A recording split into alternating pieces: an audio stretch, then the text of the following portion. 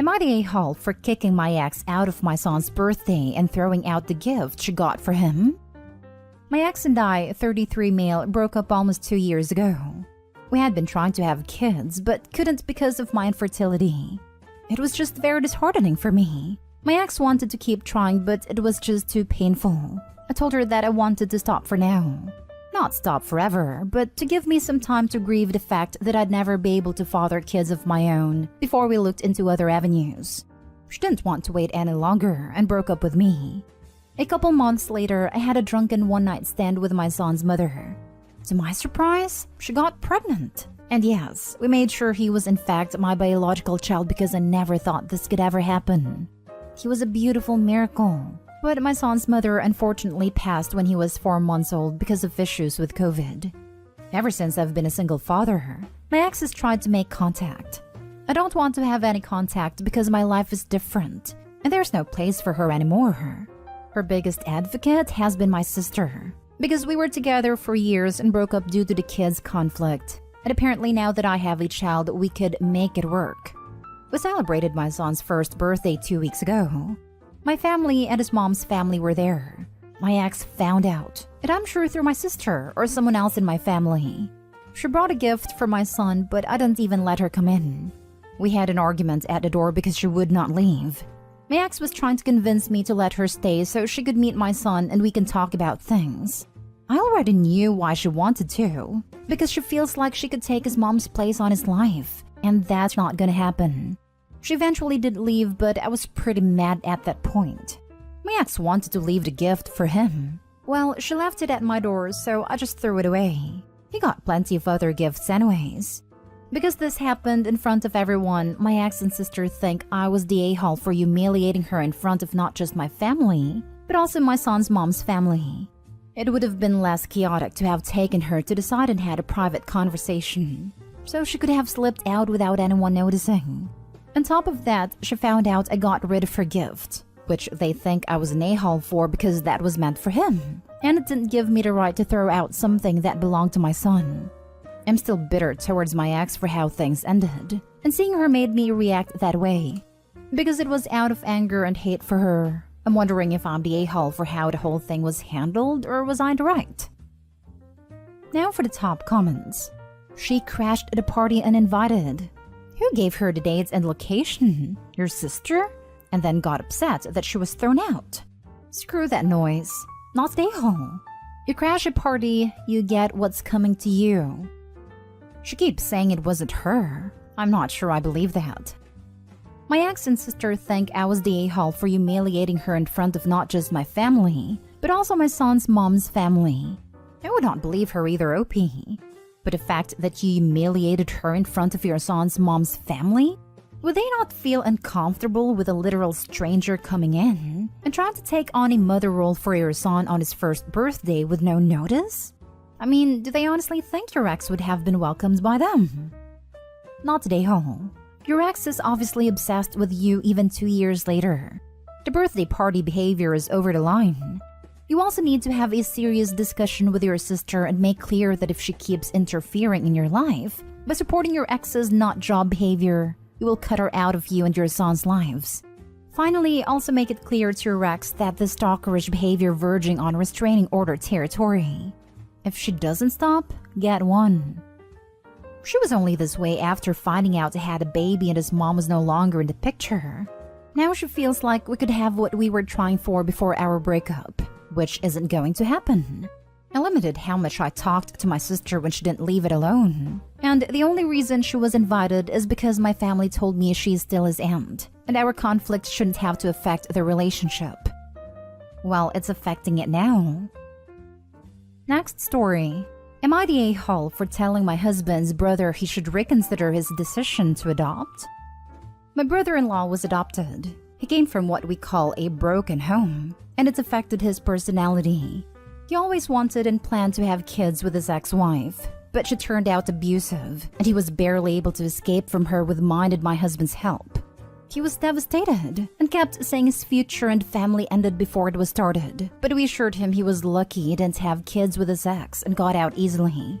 He's now 35, single and lives alone, and has been talking about adoption a lot lately. Yesterday, he visited and brought it up again. I didn't feel he was ready despite saying that he was. I told him he is a product of an affair that ruined 2 families, and that he had a rough and stable childhood that created some serious damages, manifesting in a number of mental health issues that he hasn't worked on. And so I don't think adoption is a good idea, especially given his feelings around that, and he should really reconsider his decision.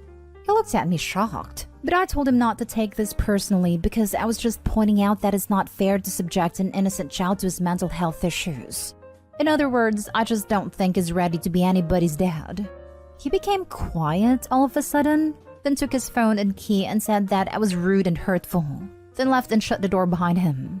My husband asked what happened and why his brother left. I told him about the conversation I had with him, and he went off on me saying I messed up, and that this was none of my concern and I just made his brother feel worthless and incapable.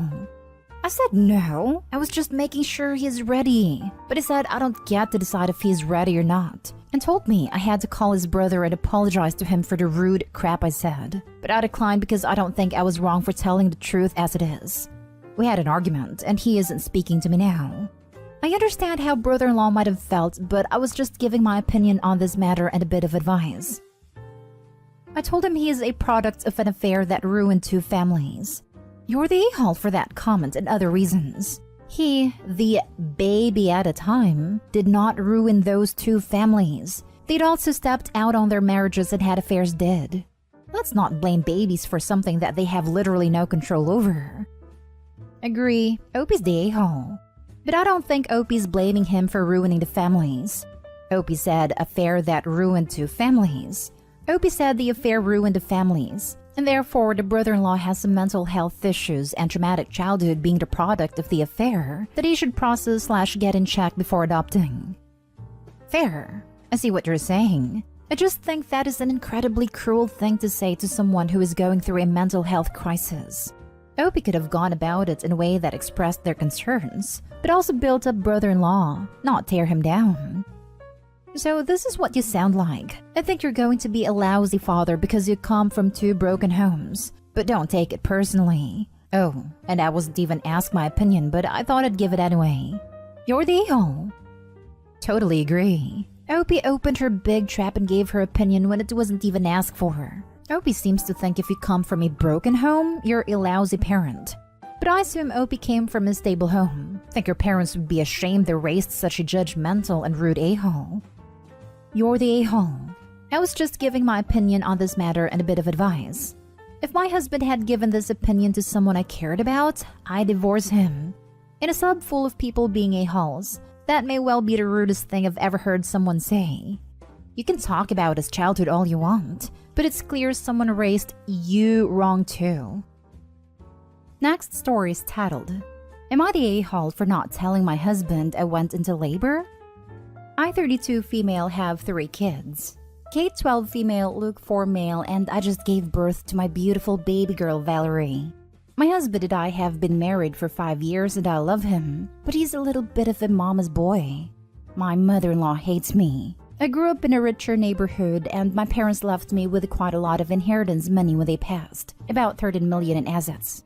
Mother-in-law, however, was a single mother with 2 sons and had a lot of trouble just paying for basic needs. She worked her way up and I think she's very strong. But she doesn't like me and thinks I'm pretentious because apparently I had everything handed to me.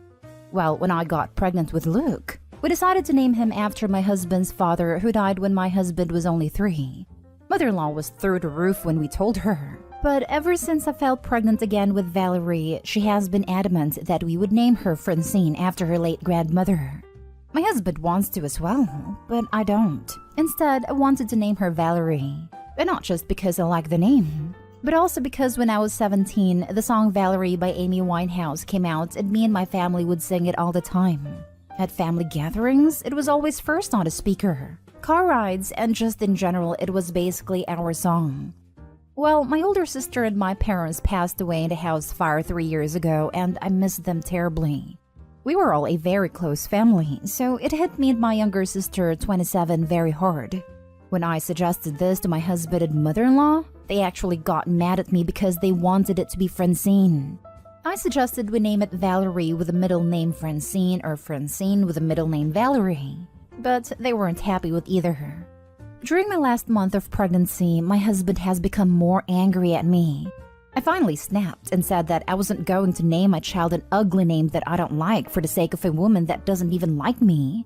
He said that I was being unbelievable and that I had insulted a strong, independent mother. I immediately apologized, but he left to his mother's house.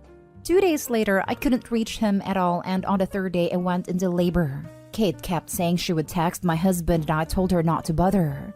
After hours of labor and awful pain, I gave birth to my baby girl and named her Valerie with Diane as the middle name. Diane was my mother's name.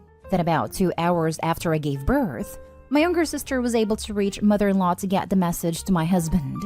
When they came in, my husband was raging and yelling at me, calling me a pretentious backstabbing witch. And my mother-in-law was more upset about the name.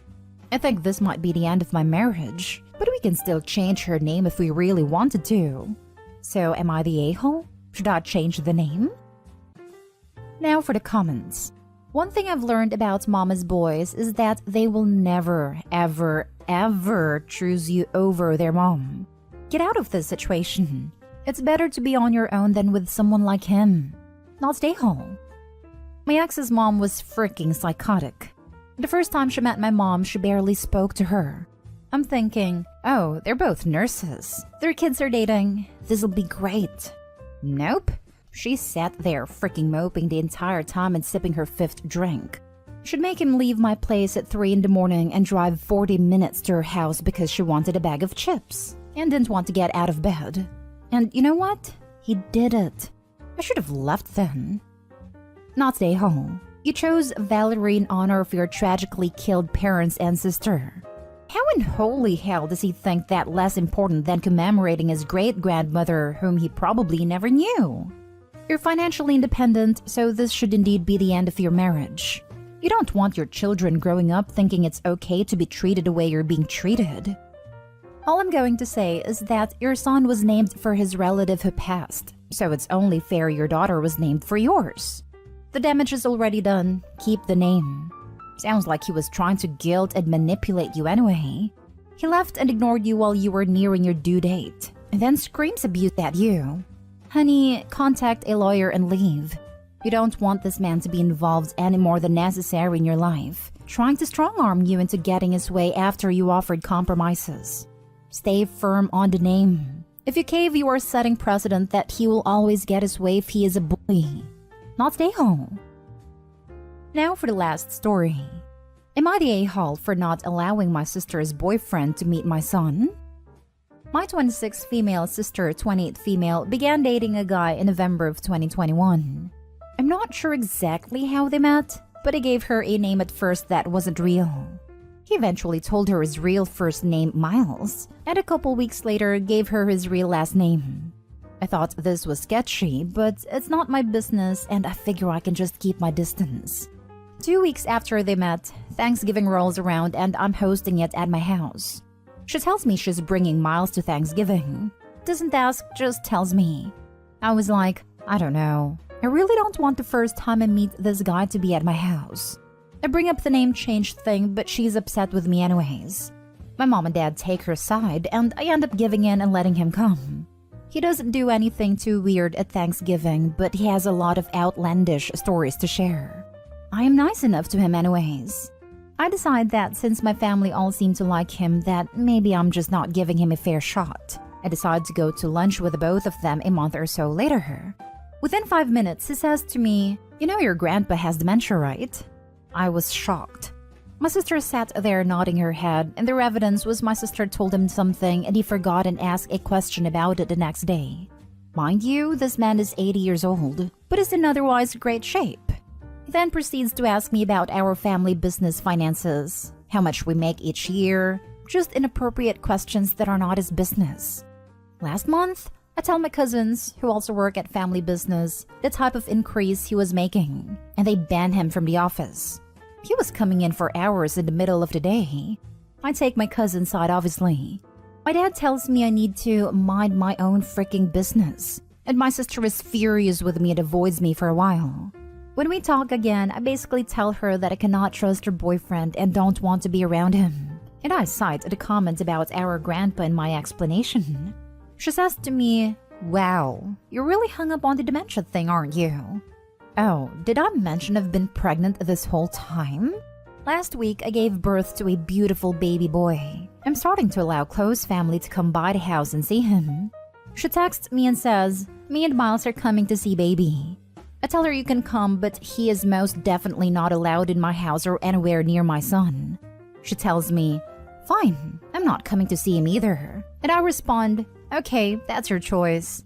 Now my parents are mad at me for shutting her out and not allowing her to see my son, even though I specifically stated she was welcome on her own. I thought I was in the right, but my parents are just making me feel crazy. Am I the a-hole for drawing this boundary? This endless conflict is starting to wear me down, and I'm wondering if I should just give in to keep the peace. What do y'all think? Not the a-hole. What justification has he given for providing fake names? Seems sketchy and way too interested in family wealth. Keep him away from your baby, out of your house, and try to keep records of any sketchy things you hear/see with him. He said his mom is in the FBI and he was protecting her identity. BS. This made me laugh so hard. This is what serial killers say in every true crime podcast or show I've ever seen. And trust me, no one cares about government agents as FBI anymore. I work for the government, and FBI isn't as prestigious as it used to be. In fact, we're all seen as the enemy. Not stay home and reinforce your boundary. Not stay home. Yep, your grandpa's definitely got dementia. I'd mind no medical degree can spot it just that easily. Incidentally, how much did you say he was leaving all of you in the will? And is it cash or property? If your parents are really that desperate to marry your sister off despite all the red flags, or are already all in on whatever business opportunity Miles has pitched to them, that's their issue to deal with. Yours is focusing on your new family, and you set the guest list. Period. I agree. I'm worried about OP's sister's safety if even her own parents are giving this potential grifter a pass on so many flags. Not stay whole OP, but please stick to your guns until you are 100% positive this dude is safe. Keep your family protected.